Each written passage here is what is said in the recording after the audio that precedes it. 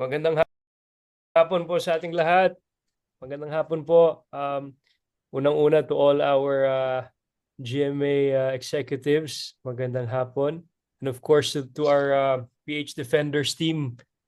Magandang hapon, Brian and everybody else. Wow, first time ko nakita yung trailer. Medyo choppy kasi online pero um, ma-action. I'm very excited. And of course, sa lahat ng ating mga press friends from Manila and other parts of the Philippines, magandang hapon po sa inyo lahat. I'm very excited for PH Defenders, for all of you to witness this and to experience this dahil this is uh, this is in service for the Filipino people and dedicated to all our soldiers, men and women in uniform. So sana po ma-enjoy nyo at maraming salamat. Excited to spend the afternoon with all of you now. Salamat. Thank you so much, Mateo. At siguradong ready na rin ang ating mga media friends na makausap ka tungkol sa Philippine Defenders. Kaya naman, we will now proceed to the interview portion. Our first question will come from Ms. Aubrey Carampel of GMA Integrated News. Ms. Aubrey. Hello. Hello, Madam Aubrey. Kumusta po? Hi, Mateo. Grabe.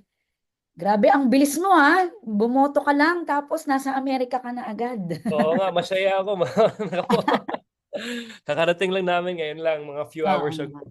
Mateo, I'm so happy that you're doing this documentary. But I want to know, ikaw ba nag-pitch nito? How did this documentary came to life? As a reservist, ikaw ba yung nagkaroon ng idea na parang why not make a docu about the soldiers, about the army? Actually, I joined the reserve, ma'am, no? 2019 pa. It was always a dream to do something to tell their story. Sinasabi ko palagi sa sarili ko at yung mga sundalo at yung mga pamilya ko, I will never be like one of them, but my dedication and my vow to them is I will always tell their story, kumbaga.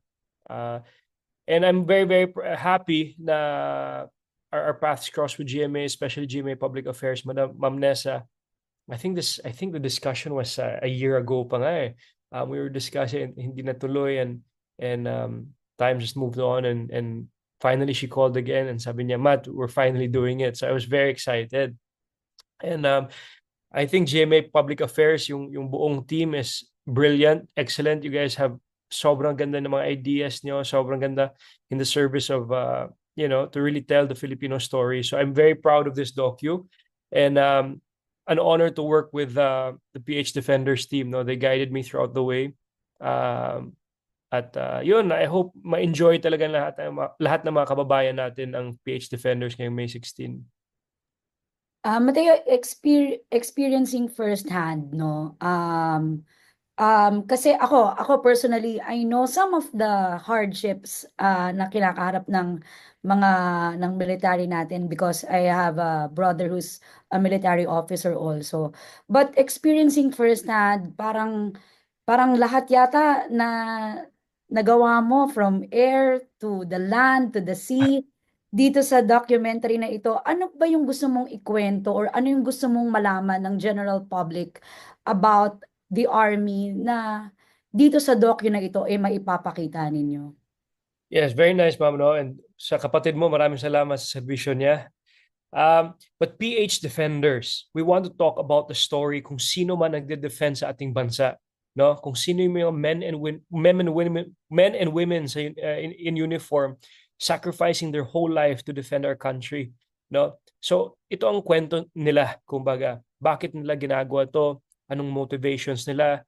Anong mga sakripisyo nila? At kung gaano ka-importante isang armed forces para sa bansa natin. This is not at all political. This is straight, direct servicing the Filipino people, the armed forces of the Filipino. And also, yung hirap nila, gusto namin pakita yung hirap ba, yung sakripisyo ng bawat sundalo. All of these soldiers, iba-iba yung mga rason nila kung bakit naging sundalo sila. Para sa pamilya, para mas magandang buhay, para sa bansa. Talagang iba yung kwento nila, and it's very touching just to see yung trailer natin kanina, yung mga footage pa lang ng Marawi, sa Marawi siege. Talagang tumatay yung balahibo ko doon dahil grabe, kilala ko yung mga sundalo na yan eh. I've heard their story, I've spoken to them. I know their sacrifices, and it's really mind-blowing, and sometimes we take that for granted. And to wrap up the question, no, aside from the men and women in uniform, kapag isipin talaga natin na mabuti kung sino man talaga ang PH defenders aside the men and women in uniform, it is us. Tayo, mga ordinaryong citizen, no, ng ating bansa. Tayo ang Filipino defenders. Kayo Ma'am Audrey, sa media, yung press natin, tayo ang PH defenders, ating mga frontliners. We are the ones responsible to defend and uphold our country, kumbaga. So I think at the end of the day, this concludes our PH defenders documentary. Last question na lang, Mateo. I'm curious kasi Can I answer your question, ma'am? yes.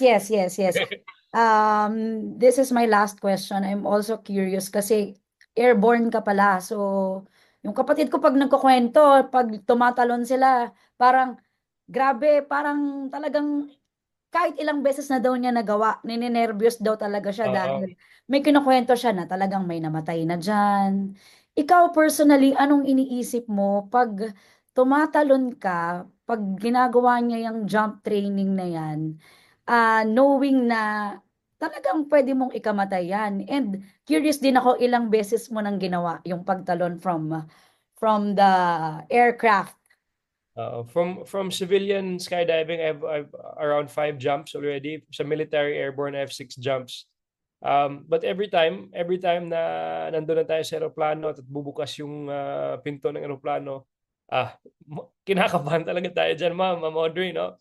But I think this adds blood to my veins. Alam mo yun, it keeps me alive. And when you jump and you count 1,000, 2,000, 3,000, 4,000 up, kapag titingin may nagbo-bloom yung parachute mo, masasabi mo talaga na God is with you, kumbaga. And it's an amazing feeling that I do not take for granted. Kasi dati, sa totoo lang, afraid ako sa heights eh. Kapag dadalhin mo ako sa mataas na building, titingnan sa baba, natatakot ako. I really went to face my fears, kumbaga. I did the airborne course and I really faced my fear. Pero speaking about hirap sa training, no? Yung airborne training, okay, mahirap naman siya, pero yung talagang mahirap talaga yung ranger training, yun talagang masasabi ko, talagang nawasak ako doon. Yung mga military training kasi, Ma'am Audrey, I'm sure your brother knows, very well aware of this. Yung one of the missions there is to really strip away your ego. Kasi at the end of the day, yung ego natin can be our enemy. Kapag masobrahan tayo sa paniniwala or ma-ego natin, we get jaded, and then we get blinded. We build so many walls around us. So that is what the army did to me 2019. Talagang winasak lahat ng mga pader sa paligid ko at pantay-pantay kami lahat. At talagang we suffered all together. We built camaraderie, brotherhood, and I think for me to live forever, kumbaga. That's how important an armed forces is. To develop that discipline, love for country, passion to do whatever it takes to uphold that beautiful Philippine flag, kumbaga. Thank you so much, Mateo, and thank you so Salamat, much ma'am. for doing this docu for our men in uniform. Maraming salamat. Salamat din, Mabuhay ka. salamat. Salamat, ma'am. See you Thank soon. you. Thank See you. you. Thank you so much, Miss Aubrey. Next up is Mr. Robert Requentina of Manila Bulletin. Magandang hapon, Mr. Mateo. Si Robert po. Magandang hapon, Sir Robert. Sir, throwback lang. Tell us the story why you chose to enlist as a reservist po. Ano po talaga yung nagtulak sa inyo para maging reservist po? So we'll take it back 2019, sir. Ito nangyari. May mga kaibigan ako, tas isang retired general, dinala ako sa isang lugar para mag-skydiving. Umpisa doon, natapos ko yung HPG course, yung highway patrol course, yung nagmomotor. So I underwent that, and some of my classmates there were part of the elite forces of the Philippine Army. So basically, they invited me to go skydiving, civilian skydiving. Pumunta kami doon. Tapos doon sa loob ng helicopter, yung first jump ko, mga Rangers, mga Special Forces, yung mga kasama ko. Tapos yung isang ranger nag-invite sa akin, Matt, punta ka sa Camp Texon, Bulacan, bisitahan mo kami, makita mo yung buhay sundalo. So I was very intrigued. Kasi syempre, bilang isang young adult noon, pangarap natin lahat maging sundalo back in when we were watching Rambo movies and Sylvester Stallone movies back in the day. So anyways, pumunta ako sa Camp Texon, Bulacan, nakita ko yung mga sundalo nag-training, mga Rangers, mahabang buhok, may bigote, lahat. Tinanong ko yung general doon, si then General William Gonzales. Sabi ko, sir, paano ba sumali dyan? Sabi niya, Matt, 45 days na yung training dyan, tapos pwede ka maging ranger, ganun. Nung sinabi niya 45 days, sabi ko, pwede to ha, subukan natin. So jokingly, sabi ko, sir, I'd like to enlist. Siya naman jokingly sabi, oh sige. Knowing that I wouldn't even dare to do it. So anyways, after 2 weeks, I came back. I enlisted. I went to Cavite in our Arescom there. I enlisted. I did all the paperwork. I did what we had to do. I went there and said, sir, handa na po ako. Nasa reserve na ako bilang isang enlisted private, kumbaga. Ay, ganun Matt. Teka lang ha, wala pang artista na kagawa nito. Wala pang, alam mo, this is a specialized unit, kumbaga. So I asked them, sir, look, I want to do this. I'm 100% and I want to tell the story of the soldier. So I went to my manager, Boss Vic. Sabi ko, boss, magsusundalo ako. Sabi ko, Matt, gawa na lang tayo ng action movie para maging action star ka na. Sabi ko, hindi iba yung iba kapag mararamdaman talaga yung hirap ng buhay, yung pinagdaanan. And this will not just be good perception-wise, but me bilang isang tao, I will learn a lot.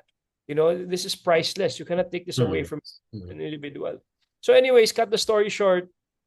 I had a meeting with then President, and then I presented him the project. Sabi ko, sir, I want to join the Philippine Army Ranger so I can, hopefully inspire the youth, etc. So he approved. I went back home. I told my fiance then, Sarah, and my parents, oh look, the President said yes. Wala na kayong magawa. So starting May, yun, sumabak na po ako. Classmate ko po yung 2021 PMAers. At sabi ng isang officer doon, tingnan natin to si Mateo, after 4 days, mag-give up to. True enough, sabi ko, wala, matigas ako dito, triathlete ako, kaya kong tumakbo, lahat. But true enough, after 3 days, talagang araw-araw umiiyak ako for 2 weeks straight. Talagang gusto ko nang umuwi, ayoko na. Talagang lahat ng mga kita ko, naiiyak ako lahat. Talagang I was really ripped apart ba. And then I would always ask my PMA classmates, sabi ko, especially the females, sabi ko, bakit hindi kayo umiiyak? Bakit ako lang? Sabi niya, ay Matt, dumaan na kami dyan. Nung pagka-play, dumaan na kami. So talagang my respect for all the PMAers, all our soldiers, talagang they are not just physically strong, but they are mentally strong. Extremely mentally strong. So yun, that inspired me, and I pushed very hard in my Ranger course. I graduated number 1 there. After that, tuloy-tuloy na airborne and others. So that's the story of why I joined the Army, to really experience it for myself, to make me a better individual, and to tell their stories, kumbaga. Pero kanina, nasabi mo nga na medyo mahirap yung early days, ano ba, hindi naman talaga yung gusto mong sumuko. Talaga nahirapan ka lang. Nahirapan, sir. Gusto ko na, sabi ko, ano ba to? Konti na lang susuko ako. Pero I reminded myself, hey, you're here for a reason. You have an objective. You're gonna accomplish this. This will make you a better person. So talagang take and take na lang ako, take and take. And then, the camaraderie built with the boys, the females and the boys, talagang very, very tight.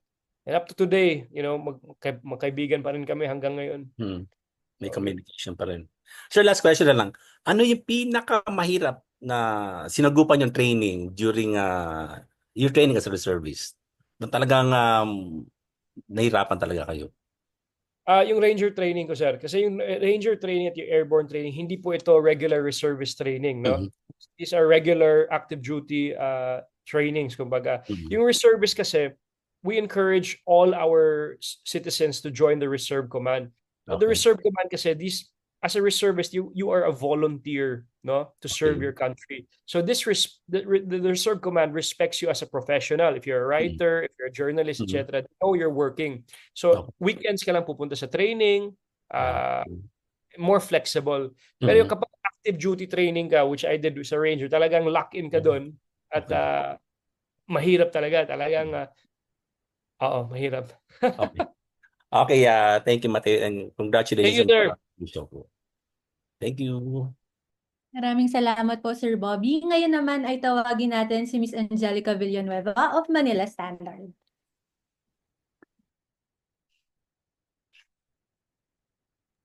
Hi, Mateo. Congratulations on this Hello, new Bob. project. Um, by the way, with your docu-series na Philippine Defenders, sa mga nakausap mo, you mentioned earlier, di ba, na parang may mga nakasama ka. Sa mga nakasama mo and nakausap mo, may sa paggawa ng docu na to, may particular story ba na tumatak talaga sa iyo? And then, can you tell us more about it? Thank you. Thank you, ma'am. So, iba-iba eh. Iba-iba yung mga kwento na talaga nakakatatak sa akin from our documentary. Unang-una sa first chapter natin sa Airborne, we have some case studies na kinakausap talaga namin at iba-iba yung rason nila kung bakit naging sundalo sila. And it's very, very touching and heartwarming to know why they continue to sacrifice and push so hard kahit sobrang nahihirapan sila. Talagang yung mindset nila talagang para sa pamilya ko, para sa pamilya ko. Uh, out of this world. Anyways, you will experience that in the docu. And then the next one is the West Philippine Sea. My first time in the West Philippine Sea, and I saw it firsthand. Wow, it's mind blowing. It's very difficult to believe that these large Chinese vessels are slowly creeping up in our shores. And our men and women in uniform are there establishing their presence, but they need more exposure. Kawawa din sila eh. Kung nakikita mo kung anong mga supplies na meron sila, kung anong ginagawa nila, talagang kailangan, it has to be given more importance. And I hope after this PH Defenders docu, people will start talking about it, talking more about it, about the West Philippine Sea, giving more attention to our soldiers that are there. Dahil iba eh. You know, if we don't give it attention, if we don't give it importance, talagang they're coming closer, kumbaga. So yun. Ayan. Pero grabe nga yung mga na-experience mo. And with that, witnessing all of this firsthand, no? What does patriotism mean to you now? Patriotism, what does patriotism mean? I think it's just basically love and passion for country. Anybody and everybody can be and must be patriotic, no? How? I think in our own duty, tayo bilang isang Pilipino, kahit nasa bahay tayo or pupunta tayo sa mall kasama ng pamilya natin, it is very important to live by example. The small fact on waste management, halimbawa kapag tapos na tayo kumain, wag lang tayo itapon sa labas ng bintana or sa gilid-gilid, talagang lagay natin sa basurahan. Alam mo yun, it's our right, it's our duty to really protect our country and make our country better. We cannot always depend on maybe the higher ups or the leaders, etc. But us as a citizen, we should do our part, kumbaga, in our small part, and continue that and lead by example, especially with the use of social media. Napaka-importante yung social media to really win hearts and minds of the people and really, bring back that I love my country so much that I will do everything and protect it and take good care of it, kumbaga. Wow. Parang super big. Sobrang bigat na sinabi mo. And with that, last question from me, no? So, sa lahat na ng na-experience mo during this filming this series, no, docu-series, may mga na-receive ka bang concern with your family na parang worried ba sila na ginagawa mo to? Kasi sobrang Syempre parang may pagkadelikado rin 'tong ginagawa mo, eh. And ano yung message nila sa'yo? Parang Wala. reminder. Yung nasa-stress lang sa akin dito, ma'am, yung handler ko dahil dinala ko siya sa lahat ng mga panganib ng mga sitwasyon. So siya pero hindi, you know, my family, my parents, my wife knows I love these things and I love to tell the story of the Filipino soldier. So I think risk is always part of everything and anything we do, kumbaga. And I think the GMA Public Affairs team is the best. Diba? They're always in the front lines and they go beyond what they're supposed to go do all the time. So, you know, being with them was a great opportunity and a great time together, kumbaga. Yeah.